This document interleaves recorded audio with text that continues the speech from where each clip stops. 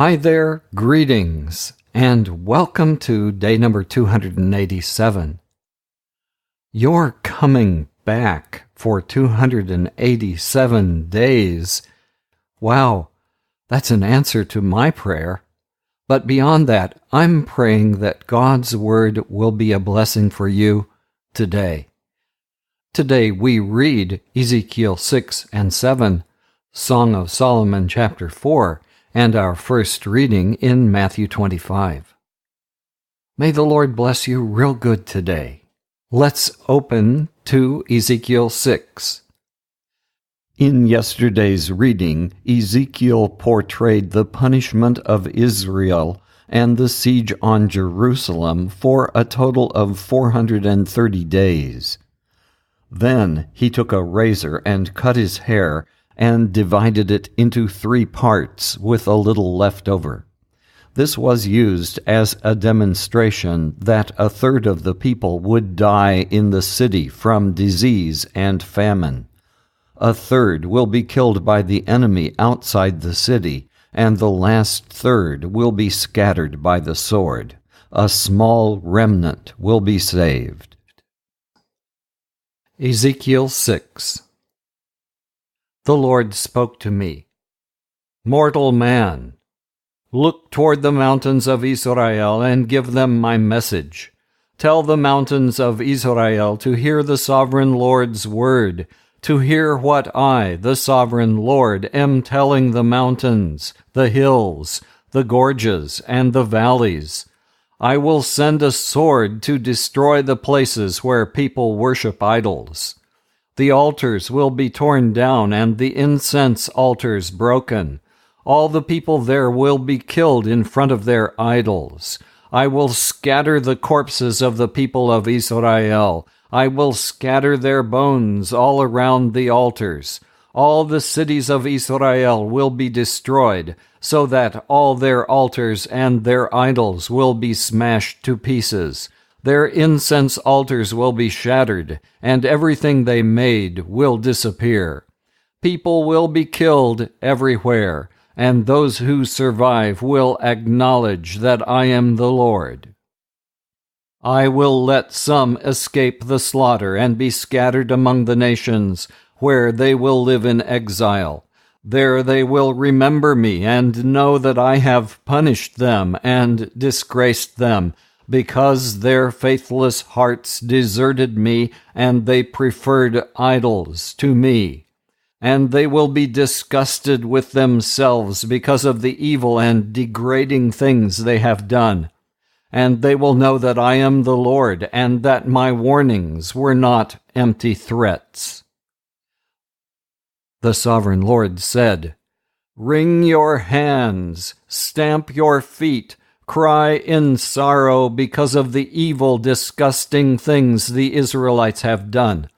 They are going to die in war or starvation or disease. Those far away will get sick and die. Those nearby will be killed in war. Those who survive will starve to death. They will feel all the force of my anger. Corpses will be scattered among the idols and around the altars, scattered on every high hill, on the top of every mountain, under every green tree and every large oak, in every place where they burned sacrifices to their idols. Then everyone will know that I am the Lord. Yes, I will reach out and destroy their country. I will make it a wasteland from the southern desert to the city of Riblah in the north, not sparing any place where the Israelites live. Then everyone will know that I am the Lord." Ezekiel 7. The Lord spoke to me, "Mortal man, this is what I, the sovereign Lord, am saying to the land of Israel. This is the end for the whole land. Israel, the end has come. You will feel my anger because I am judging you for what you have done. I will pay you back for all your disgusting conduct. I will not spare you or show you any mercy. I'm going to punish you for the disgusting things you have done, so that you will know that I am the Lord.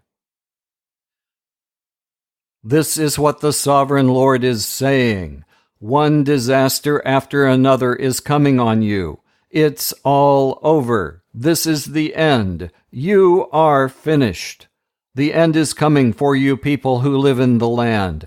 The time is near when there will be no more celebrations at the mountain shrines, only confusion. Very soon now you will feel all the force of my anger. I am judging you for what you have done, and I will pay you back for all your disgusting conduct. I will not spare you or show you any mercy. I'm going to punish you for the disgusting things you have done, so that you will know that I am the Lord and that I am the one who punishes you. The day of disaster is coming. Violence is flourishing. Pride is at its height. Violence produces more wickedness.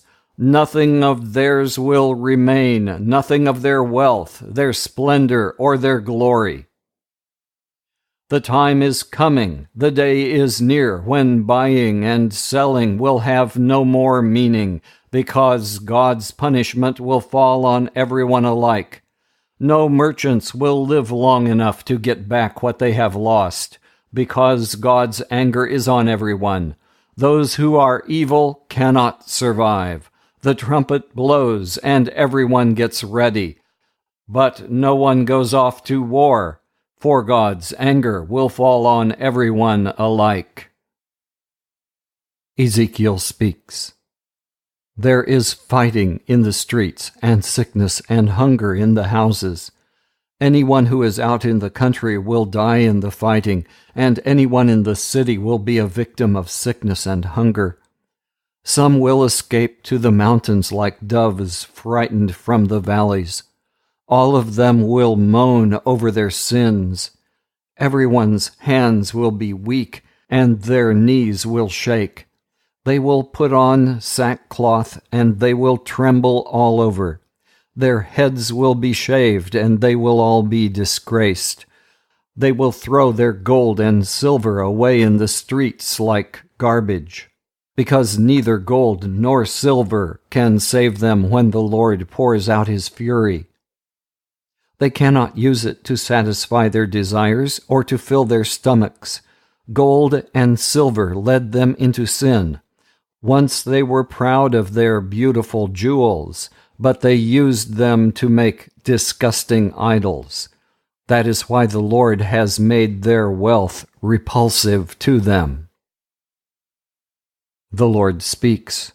I will let foreigners rob them, and lawbreakers will take all their wealth and defile it. I will not interfere when my treasured temple is profaned, when robbers break into it and defile it. Everything is in confusion. The land is full of murderers, and the cities are full of violence. I will bring the most evil nations here and let them have your homes. Your strongest men will lose their confidence when I let the nations profane the places where you worship. Despair is coming. You will look for peace and never find it. One disaster will follow another, and a steady stream of bad news will pour in. You will beg the prophets to reveal what they foresee.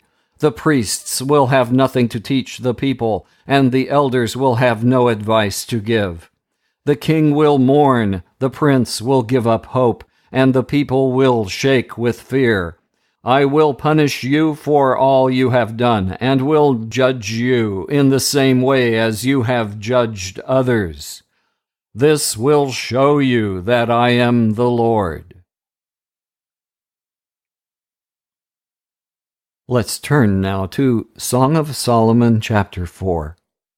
Yesterday the woman had an extended speech. Today it's the man's turn. Song of Songs, chapter 4. The man speaks. How beautiful you are, my love! How your eyes shine with love behind your veil! Your hair dances like a flock of goats bounding down the hills of Gilead. Your teeth are as white as sheep that have just been shorn and washed.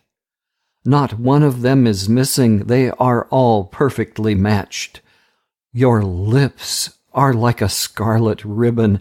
How lovely they are when you speak. Your cheeks glow behind your veil.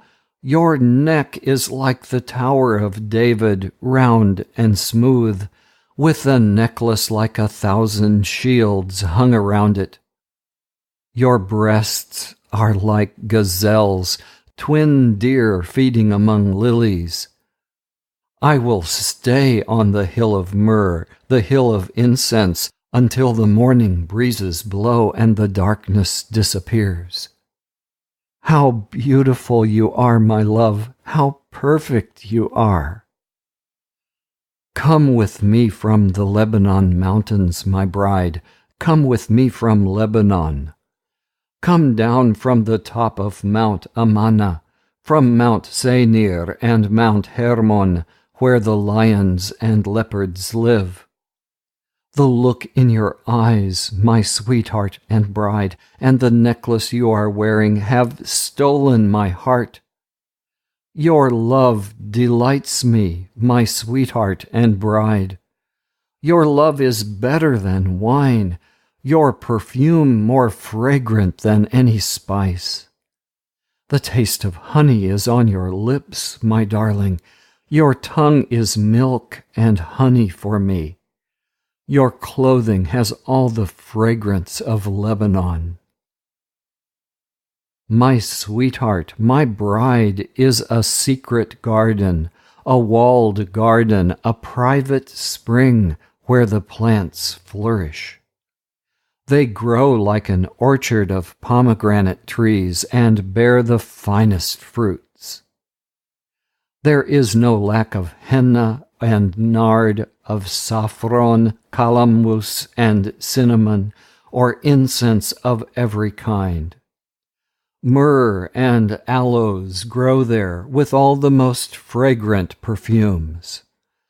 Fountains water the garden, streams of flowing water, brooks gushing down from the Lebanon mountains. The woman speaks. Wake up, north wind, south wind, blow on my garden, fill the air with fragrance. Let my lover come to his garden and eat the best of its fruits. And now let's turn to Matthew 25. Yesterday was Jesus' extended teaching about the end times and his own return, and the parables about our being ready to receive our Master.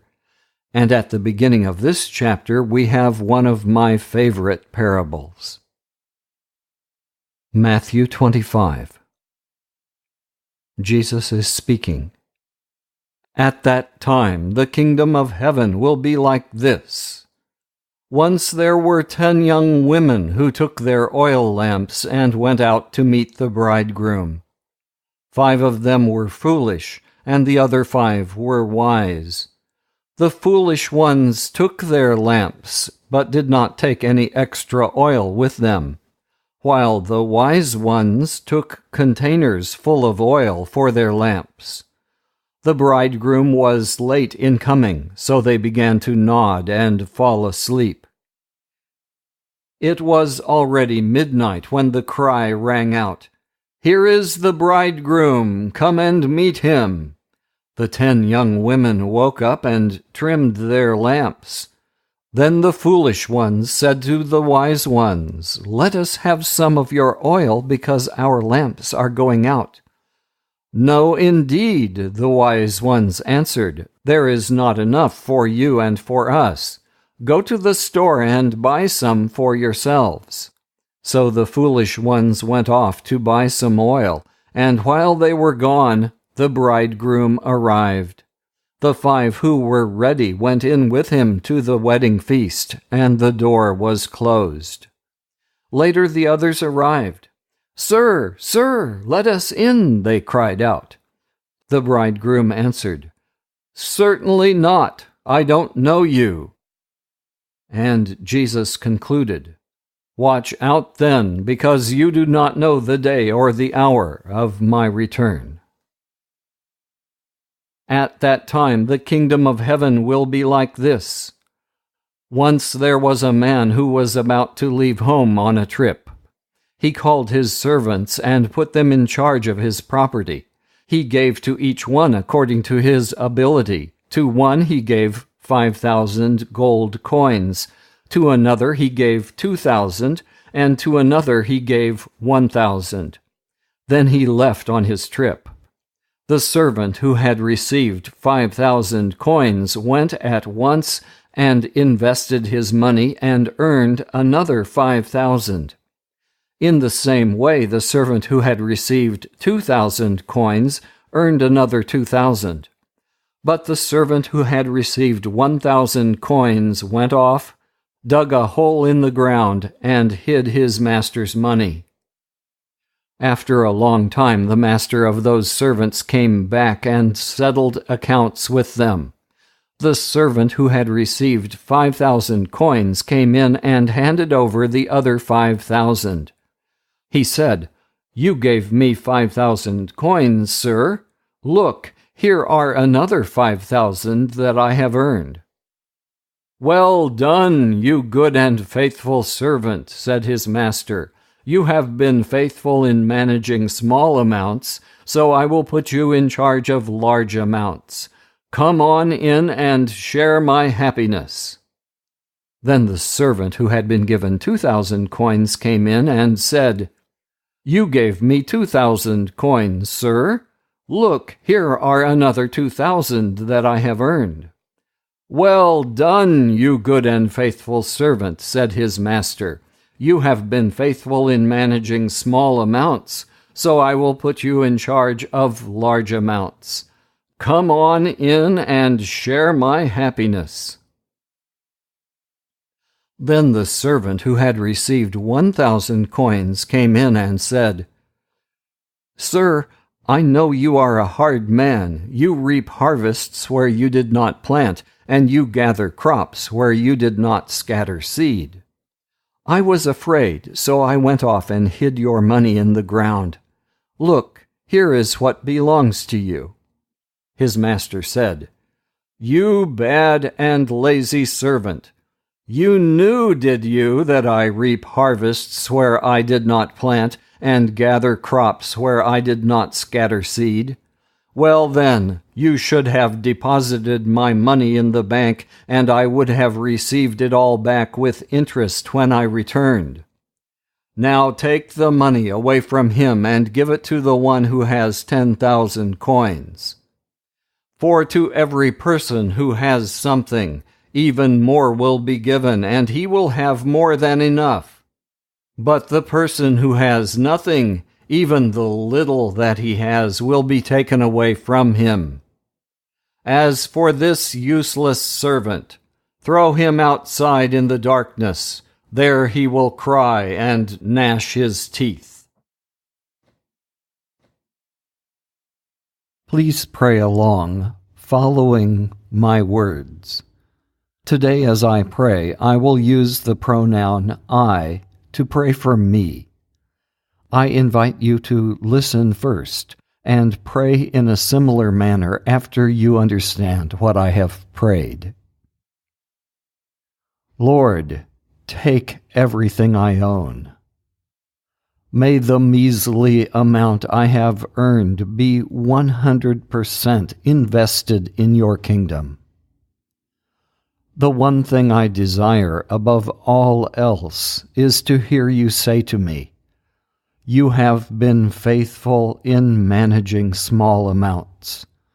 Come on in and share my happiness." Sharing your happiness would be better than gaining the whole world. I pray that the oil of the Holy Spirit would light my lamp, and may I be awake and ready today for any chance to glorify you in words or in actions.